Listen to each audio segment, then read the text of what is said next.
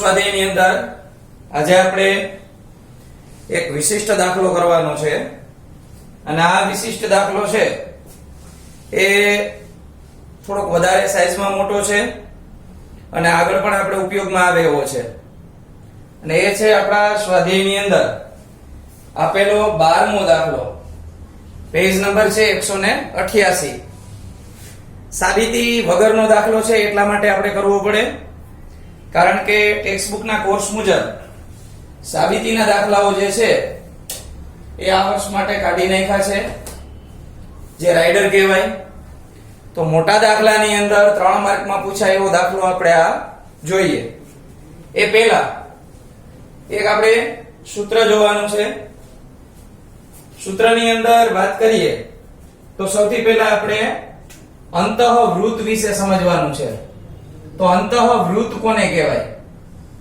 તો કોઈ એક વર્તુળ આપવામાં આવ્યું હોય આ વર્તુળને સ્પર્શે એવી રીતે આપણને ત્રિકોણ આપવામાં આવ્યો હોય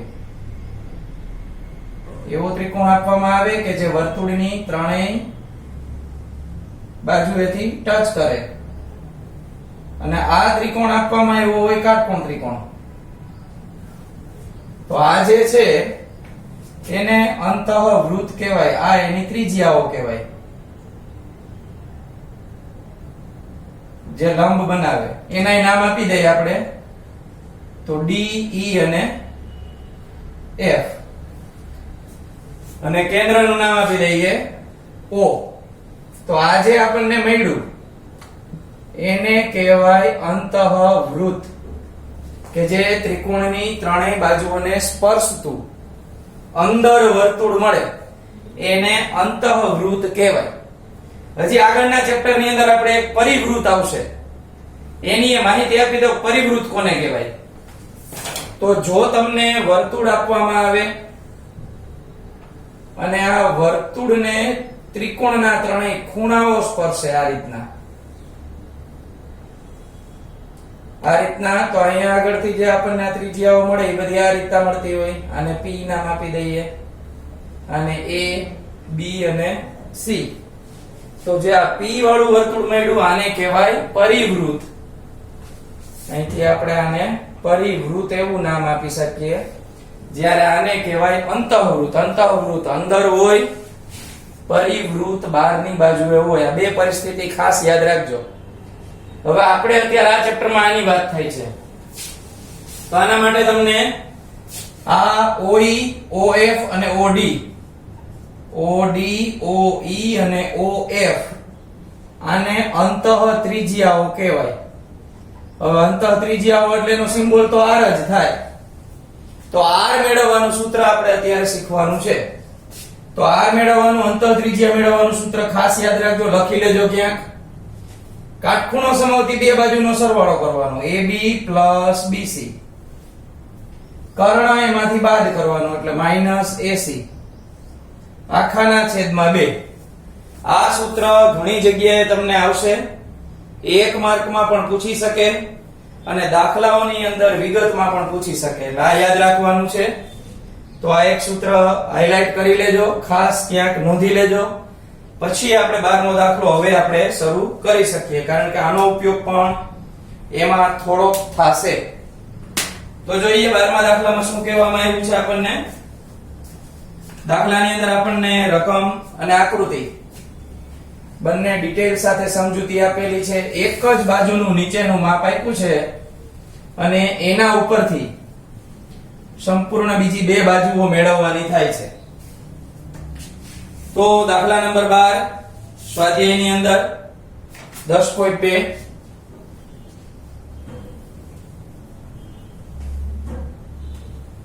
સ્વાધ્યાય 10.2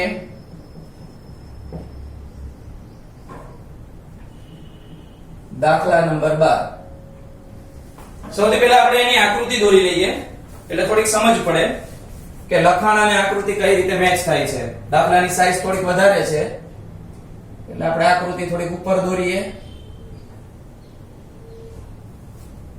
અહીંયા આગળ ત્રિકોણ ની બાજુ નીચેની બાજુએ અડે છે આ બાજુ સાઈડમાં પણ ટચ કરીને સ્પર્શે છે અને અહીંયા આગળ પણ સ્પર્શતી જાય છે.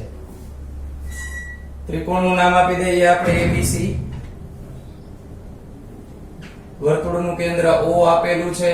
નીચે અહીંયા ત્રિજ્યા દોરીને લંબ સ્પર્શક આપી દીધો છે. સ્પર્શ બિંદુનું નામ D છે. અહીંથી અહીં સુધી 6 આપ્યું છે. અહીંયા આપ્યું છે 8 સેમી. આપણે મેળવવાના છે AB અને AC.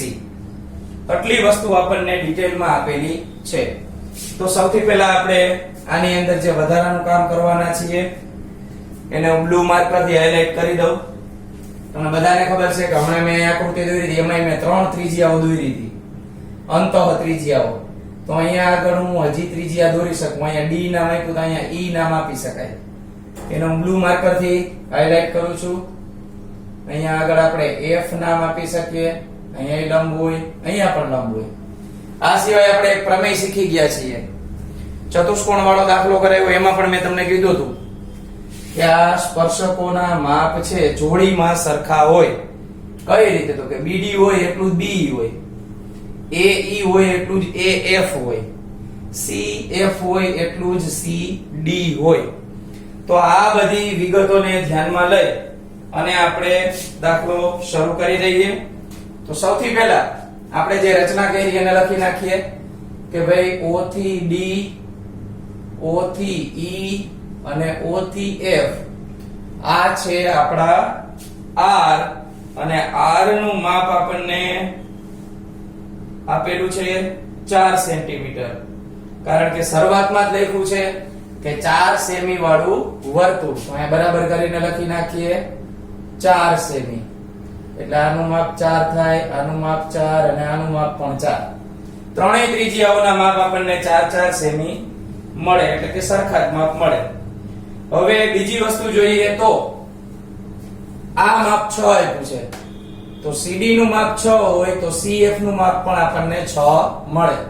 તો CD નું માપ એટલું જ CF નું માપ અને એ મળે 6 સેમી. ચાલો આ બાજુ BD નું માપ મળે એટલું જ મળે BE નું માપ. તો એને પણ લખી નાખીએ કે ભાઈ BD નું માપ એટલું જ BE નું માપ અને એને કહેવાય 8 સેમી. હવે તમારી પાસે બે સ્પર્શકો એવા છે કે જેના માપ જ નથી. મીન્સ કે અહીંયા AF અને AE એને હું 3 લીટા કરીને આ રીતે દર્શાવું છું, એટલે તમને સમજાય કે કઈ રીતે મેં જોડી પાડી છે. તો AF અને AE એના બરાબર આપણે x ધારતા, કારણ કે એનું માપ આપણી પાસે છે નહીં. તો આપણે એને x ધારીને દાખલો આગળ વધારશું, એને x સેમી. હવે સૌથી પહેલું કામ આપણે ત્રિકોણ ABC ની પરિમિતિ મેળવવાનું કરવું પડશે. તો પરિમિતિ એટલે શું? તો કે ફરતી બાજુ, જે ત્રણેય બાજુઓ જે આપણને મળી હોય એનો સરવાળો કરીએ એને આપણે પરિમિતિ કહી શકાય. તો પરિમિતિ માટે હું સૂત્ર લખું છું, ત્રિકોણ ABC ની પરિમિતિ. ત્રિકોણ ABC ની પરિમિતિ બરાબર AB plus BC plus AC. ચાલો AB એટલે શું થાય? તો AB એટલે આ બે વસ્તુ આવી. બે વસ્તુમાં આનું માપ આપણે x ધાર્યું હતું. આ માપ તમને હું અહીંયા પણ લખી દઉં કે આપણે શું લખ્યું હતું. જો અહીંયા 8 હતા તો આપણે આને પણ 8 લઈ લીધા હતા. અહીંયા 6 હતા તો આને પણ 6 લીધા હતા. આને આપણે x ધારેલા હતા અને અહીંયા પણ x ધારેલા છે. તો આખી આકૃતિમાં લગભગ માહિતી મેં આપી દીધી છે. થોડીક વધારે ગીચ લાગે તો તમારે થોડીક મોટી આકૃતિ કરવી, જેથી કરીને તમે સમજી શકો. તો AD એટલે x અને 8 નો સરવાળો. તો AB ને બદલે આપણે લખશું x પ્લસ 8. BC એટલે આખા BC 6 અને 8 નો સરવાળો 14 મળે. AC એટલે આપણી પાસે મળશે x પ્લસ 6. તો આ આપણને મળ્યા x પ્લસ 6. બધાનો સરવાળો કરી લઈએ. 14 પ્લસ 6 એટલે 20, 20 પ્લસ 8 એટલે 28, અને x આપણી પાસે બે વખત છે એટલે 2x પ્લસ 28. આવી આપણને પરિમિતિ મળી. તમને એમ થાય કે કેમ પરિમિતિથી શરૂઆત કરી? પણ પરિમિતિથી આપણે એટલા માટે શરૂઆત કરી છે કારણ કે 9મા ધોરણમાં આપણે હેરોનનું સૂત્ર એવું સ્વાધ્યાય આવતું, એમાં અર્ધ પરિમિતિ આવતી. તો પરિમિતિ મળે તો અર્ધ પરિમિતિમાં આગળ વધી શકાય. તો અર્ધ પરિમિતિ હવે આપણે કરીએ પછીનું સ્ટેપ. તો ત્રિકોણ ABC ની અર્ધ પરિમિતિ બે હારે ભાગાકાર કરવાનો છે, પણ આપણે આમાં ફેરફાર કરીએ કે આ બેમાંથી બે કોમન નીકળે જ છે. તો હવે વધે x + 14. આમાંથી બે કાઢ્યા કોમન, આમાંથી બે કોમન કાઢ્યા, x + 14 છેદમાં 2. આ બે આપણે કટ કરી નાખીએ તો આપણને અર્ધ પરિમિતિ મળી x + 14 સેમી. હવે આટલું કર્યા પછી આપણે હેરોનના સૂત્ર મુજબ આની ગોઠવણી કરીએ. તો ત્રિકોણ ABC માં આપણે હેરોનના સૂત્રની અંદર યાદ હોય તો આપણે સ્મોલ a, સ્મોલ b અને સ્મોલ c એવી રીતે ધારણા કરતા. કોને કહેવાય એ પણ હું તમને થોડીક હાઇલાઇટ આપી દઉં. a ખૂણો હોય ને એની સામેની બાજુને સ્મોલ a કહેવાય, b ખૂણાની સામેની બાજુને સ્મોલ b કહેવાય, અને c ની સામેની બાજુ જે હોય આ a b છે એને કહેવાય સ્મોલ c. તો કઈ રીતે આપણે ત્રિકોણ ABC માં ABC ને આપણે નામ આપીએ તો કે a એટલે સામે BC. તો એનું માપ આપણને કેટલું મળ્યું છે તો કે 14 સેમી. પછી આપણે B એટલે તો B નું માપ એટલે આ બાજુ સામે, તો એ થાય AC, અને AC એટલે x અને 6 નો સરવાળો, x + 6 સેમી. અને છેલ્લી વસ્તુ C એટલે આ બાજુ સામે AB. તો AB નું માપ મળે આપણને x + 8 સેમી. તો આ રીતે આપણે ત્રણેયના માપ ખાલી હજી લખ્યા. હવે હેરોનનું સૂત્ર આપણે લખીએ. તો હેરોનનું સૂત્ર હું રેડ થી હાઇલાઇટ કરું છું. હેરોનના સૂત્ર મુજબ તો એ આપણને આ રીતે આપવામાં આવ્યું હતું ABC. આનો અર્થ એવો થાય કે ABC નું ક્ષેત્રફળ. પછી આપણે વર્ગમૂળની અંદર લખતા s - a, s - b અને s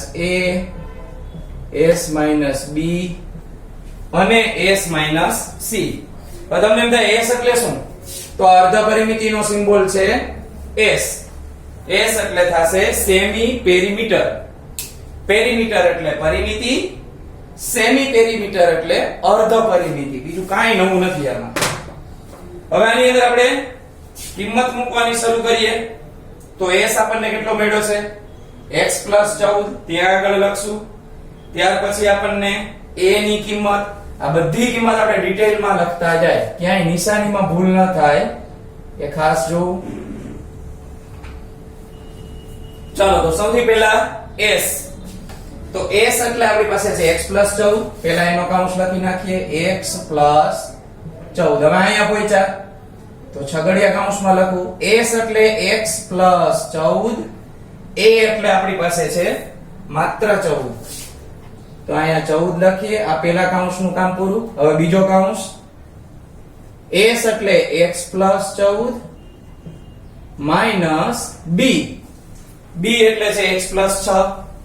બે કૌંસ ભેગા ન થઈ જાય એટલે છગડીયા કૌંસનો ઉપયોગ કરું છું. ત્રીજો છગડીયો કૌંસ એ આપણે s અને c વાળો લખવાનો છે.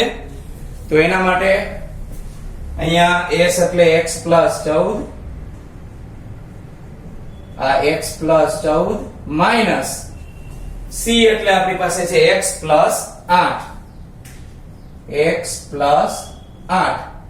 તો આ રીતે હેરોનના સૂત્રમાં માત્ર આપણે ખાલી કિંમત મૂકી. હવે એનું સાદું રૂપ આપવાનું શરૂ કરીએ. ચાલો તો x + 14 છે, એને તો કાંઈ નહીં થાય, એને તો એમને રાખવું પડશે પહેલા હમણાં થોડીક વાર. અહીંયા લખીએ x + 14. કૌંસ નહીં ખોલવાનો, ગુણાકારના સંબંધમાં છે. 14 અને 14 બે માઈનસ પ્લસ ઉડી જાય, ખાલી વધે x. હાલો આ x, અહીંયા 14 અને અહીંયા નિશાની ફરશે, એટલે નિશાની ફરે એટલે કઈક આવું થાય, x પ્લસ 14 માઇનસ x અને માઇનસ 6. અહીંયા x પ્લસ 14 માઇનસ x અને માઇનસ 8. હવે સાદું રૂપ આપીએ, x ને આગળ લખી નાખીએ એટલે વચ્ચે નડતર રૂપ ન થાય. આ x અને x પ્લસ 14. ચાલો અહીંયા પ્લસ x અને માઇનસ x આપણે છે એ કટ થઈ જશે, આ બે ઉડી જાય. તો 14 માંથી 6 આપણે બાદ કરીએ તો મળે 8. અહીંયા જોઈએ તો ત્યાં પણ x કટ થઈ જાય છે. 14 માંથી આપણે 8 કાઢીએ તો ત્યાં મળશે આપણને 6. હવે આની ડિટેલ આપણે વર્ગમૂળ સ્વરૂપે લખવી હોય તો વર્ગમૂળ સ્વરૂપે લખવા માટે આપણી પાસે મળશે 48. આપણી પાસે આપ્યું છે તો 8 6 48 છે. એનું આપણે વર્ગમૂળ કાઢવું હોય તો આપણે કાઢી શકીએ. 16 તેરી 48 પણ થાય. તો આપણે વર્ગમૂળ વખતે આ રીતના 9મા ધોરણમાં હેરોનના સૂત્રમાં ભાગ પાડી નાખતા અવયવ કરીને. તો આ 8 6 48 છે એને બદલે હું લખું 16 3 48, કારણ કે 16 નું વર્ગમૂળ નીકળે. 8 અને 6 માંથી થોડીક તકલીફ રહે તો 16 તેરી 48 માંથી 16 નું વર્ગમૂળ 4 નીકળી જશે. આ x અને x પ્લસ 14 ને એમ નામ રાખીએ, x અને x પ્લસ 14. 16 ને વર્ગમૂળ માંથી બહાર કાઢી લઈએ તો એનું થશે 4. વર્ગમૂળ ની અંદર હજી બાકી સંખ્યા વધે 3x અને x પ્લસ 14.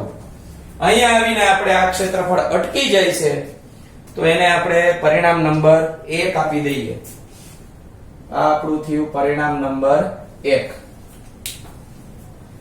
50% જેવો દાખલો આપણો થઈ ગયો.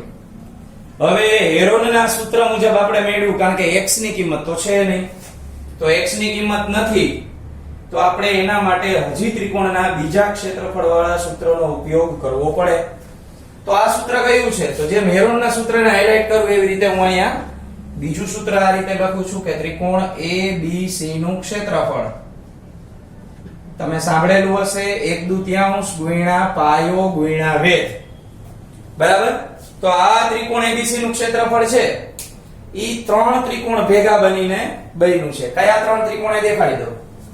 એક તો અહીંયા OAB, મેં અહીંયા લીટા દોર્યા નથી, હજી થોડાક ચિત્રામણા કરી દઉં અહીંયા હું તમને.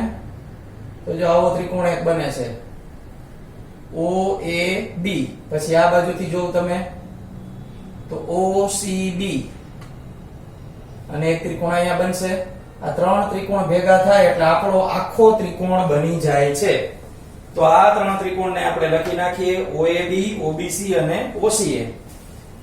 તો શોર્ટમાં લખીએ થોડુંક એને કે OAB નું ક્ષેત્રફળ પ્લસ આપણી પાસે છે OBC નું ક્ષેત્રફળ અને પ્લસ OAC નું ક્ષેત્રફળ. આ ટૂંકમાં લખ્યું એટલે એનો અર્થ એમ થાય કે એક ક્ષેત્રફળ વાળો સિમ્બોલ જ છે. જો આગળ ત્રિકોણની નિશાની કરો તો આ શબ્દમાં લખવું પડે, પણ ખાલી એમને લખો તો એનો મીનિંગ આ જ થશે. ત્રિકોણ OAB નું ક્ષેત્રફળ, ત્રિકોણ OBC નું ક્ષેત્રફળ, ત્રિકોણ OAC નું ક્ષેત્રફળ. ચાલો આ દરેક ત્રિકોણને એટલા માટે આપણે લીધા છે કારણ કે એમાં પાયો અને વેધ દેખાય છે. એક દેખાડું તમને OAB. આ OAB એમાં પાયો AB, વેધ OE. તો આપણે 1/2 ગુણ્યા પાયો ગુણ્યા વેધ એટલે OAB નું ક્ષેત્રફળ કંઈક આવું બને. પાયો એટલે AB અને ગુણ્યા વેધ એટલે OE. આ એક નું કામ પૂરું થયું. પ્લસ ત્રિકોણ OBC નું ક્ષેત્રફળ તો 1/2. OBC ની અંદર પાયો થશે BC, વેધ થશે OD પ્લસ 1/2 OAC નું ક્ષેત્રફળ એની અંદર પાયો થશે AC અને OF. ચાલો આટલું આપણને મળ્યું. આ દરેકની અંદર આપણે વેલ્યુ મૂકવા માંડીએ તો 1/2 AB નું માપ આપણે હમણાં નથી લખવું, સાદું રૂપ આપતી વખતે લખશું એટલે થોડુંક સરળ પડે. OE નું માપ 4 છે, બધાની અંદર આ રીતે જ થશે. BC નું માપ નથી લખવું. OD નું માપ 4 છે. ત્રિજ્યાના માપ ખાલી હું લખું છું છેદ ઉડાડવા માટે, હમણાં તમને સમજાઈ જશે. શું કામ આપણે આવું કરીએ છીએ? સોરી, અહીંયા પણ 4 લખશું આપણે. તો છેદ ઉડાડીએ તો 2 2 4 થાય આ રીતે દરેકમાં. અહીંયા પણ આપણે 2 2 ને ઉડાડી શકીએ. તો અહીંયા મને મળ્યા 2ab, અહીંયા મને મળે છે 2bc અને અહીંયા મળે છે 2ac. બધામાંથી 2 કોમન કાઢી નાખીએ તો ab, bc અને ac મળે છે. હવે તમે યાદ કરશો તો ab bc ac આ તો ત્રિકોણની પરિમિતિ થઈ. ab bc ac અહીંયા પણ એ જ છે. તો આનો જવાબ આપણને શું મળ્યો? તો 2x 28. તો આપણે લખી નાખીએ એમાં કે ભાઈ 2 હતા, અહીંયા 2x 28 લખી નાખીએ અને અહીંયા ક્ષેત્રફળ હોય એટલે સેમી સ્ક્વેર લખવું પડે. તો આ રીતે આપણે ત્રિકોણનું ક્ષેત્રફળ બીજી રીતે મેળવ્યું. પહેલી રીતે અને બીજી રીતે. તો આને આપણે નામ આપી દઈએ પરિણામ નંબર 2. જેવી રીતે પહેલું પરિણામ આપ્યું તો એવી રીતે પરિણામ નંબર 2. હવે એક સામાન્ય વસ્તુ કહું તમને. એક રૂમ હોય આપણી પાસે લંબચોરસ, તેના ભોયતળિયાનું ક્ષેત્રફળ જોતું હોય તો તમે લંબાઈ ગુણ્યા પહોળાઈ કરો તો એ જ જવાબ આવે, પહોળાઈ ગુણ્યા લંબાઈ કરો તો પણ એ જ જવાબ આવે. તો અહીંયા પણ એવું જ થયું છે. આ ત્રિકોણ ABC નું ક્ષેત્રફળ હેરોને મેળવવું હોય કે એના પાયા અને વેધવાળા સૂત્રથી મેળવવું હોય, જવાબ કેવો આવે? સરખો. અત્યારે દેખાતો નથી સરખો, પણ હોય કેવો? સરખો. એટલે કે એની કિંમતો હોય સરખી. તો હવે હું આ સાઈડ થોડી કાઢી નાખીશ અને બંનેના ક્ષેત્રફળને સરખાવું છું. તમે આ બધી ડિટેલ છે એ લખતા રહેજો સાથે, જેથી કરીને આ દાખલો છે વ્યવસ્થિત સમજાય. તો પરિણામ 1 અને પરિણામ 2 ને સરખાવતા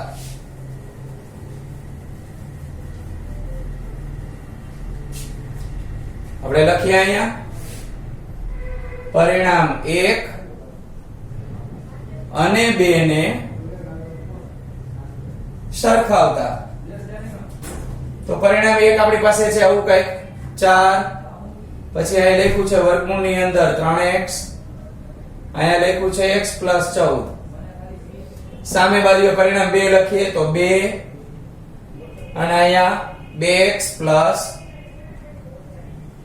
28. તો આ રીતે આપણે બંને પરિણામો છે એને સરખાવીએ આપણે. તો સરખાવવા માટે જોઈએ આની અંદર કઈ રીતે થાય છે.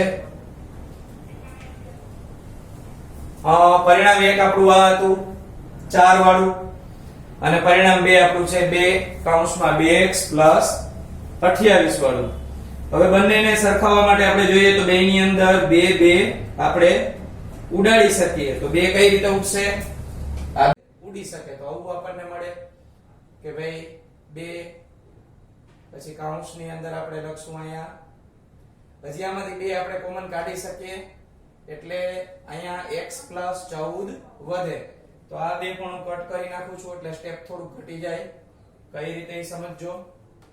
અહીંયા માત્ર મળે છે 3x અને x 14 આ વર્ગમૂળમાં. અહીંયા આગળ 2 હતા, આ 2 માંથી 2 કોમન કાઢીએ તો x 14 વધે. તો એ કોમન કાઢેલા 2 છે આની સાથે કટ થઈ જાય એટલે મેં લખ્યા નથી. આટલું યાદ રાખજો ખાસ. હવે આને વર્ગમૂળ સ્વરૂપે આપણે લખીએ તો કઈ રીતે લખી શકાય એનું આપણે સ્ટેપ કરીએ. બેને અલગ અલગ વર્ગમૂળમાં વહેંચી દઈએ. તો અહીંયા આગળ આપણે એક નિયમ એ પણ જાણીએ છીએ કે વર્ગમૂળ સામે કાઢી દઈએ તો સામેવાળાને વર્ગ આપવો પડે. તો આ રીતે 3x x 14 સામે બાજુએ આપણે વર્ગમૂળમાં વર્ગમૂળ નહીં પણ વર્ગમૂળની નિશાની નીકળે તો સામે બાજુએ વર્ગ આપવો પડે. થોડીક સહેલી રીત કરીએ છીએ, લાંબી થશે પણ આની અંદર સમજૂતી પૂરેપૂરી મળશે. આ બંનેનો ગુણાકાર કરી લઈએ તો 3x છે આની હારે ગુણાકાર કરે તો 3x નો વર્ગ, 14 છે એ 3x સાથે ગુણાકાર કરે તો 14 તેરી 42x. અહીંયા આપણે વિસ્તરણ કરશું પૂર્ણ વર્ગ બહુપદીની રીતે. તો પહેલા પદનો વર્ગ x વર્ગ 14 2 28x અને 14 નો વર્ગ થશે 196.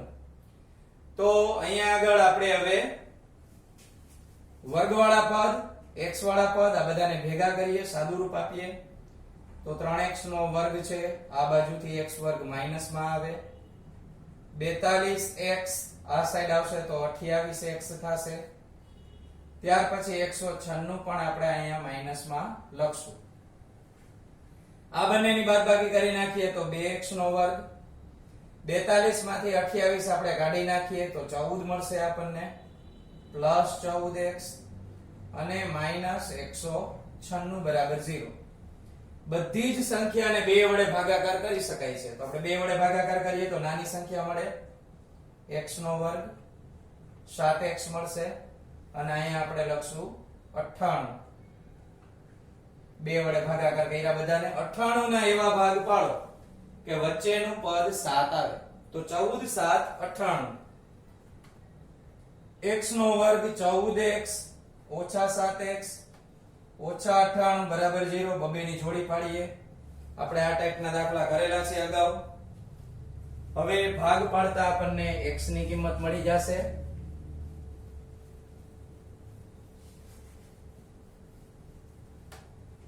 દાખલાની સાઈઝ થોડીક ઓવર સાઈઝ છે.